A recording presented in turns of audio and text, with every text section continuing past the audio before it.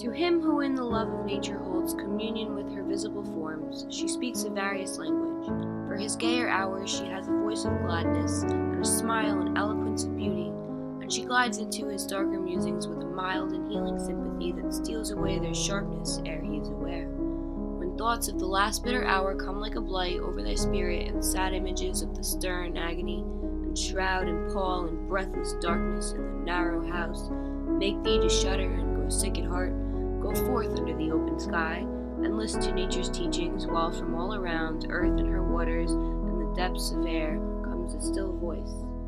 Yet a few days, and thee the all-beholding sun shall see no more in all his course, nor yet in the cold ground where thy pale form was laid, with many tears, nor in the embrace of ocean shall exist thy image. Earth that nourished thee shall claim thy growth to be resolved to earth again, and, lost each human trace, surrendering up thine individual being, that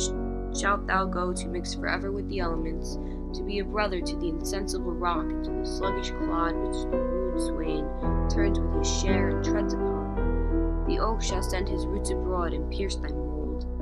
Yet not to thine eternal resting place shalt thou retire alone, nor couldst thou wish couch more magnificent. Thou shalt lie down with patriarchs of the infant world, with kings the powerful of the earth, the wise, the good, fair forms, and hoary seers of ages past, all in one mighty sepulchre.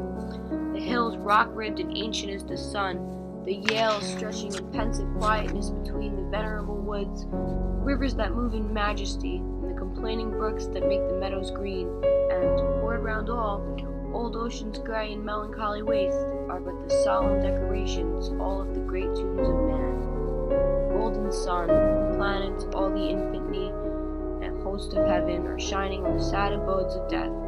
through the still lapse of ages. All that tread the globe are but a handful to the tribes that slumber in its bosom. Take the wings of morning, pierce the bark in wilderness, or lose thyself in the continuous woods where rolls the Oregon, and hears no sound, save his own dashings, yet the dead are there, and millions in those solitudes, since first the flight of years began, have laid them down in their last sleep, the dead reign there alone. So shalt thou rest, and what if thou withdrew so silence from the living,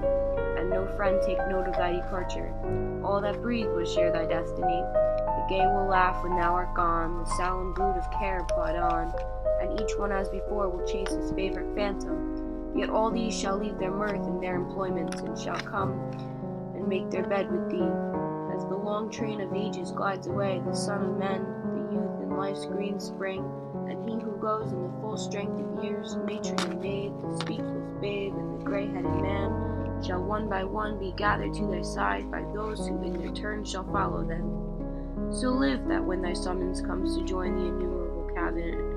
which moves to the mysterious realm where each shall take his chamber in the silent halls of death, thou go not like the quarry slave at night, scourged to his dungeon, but sustained and soothed by an unfaltering trust. Approach thy grave like one who wraps the drapery of his couch about him and lies down to pleasant dreams.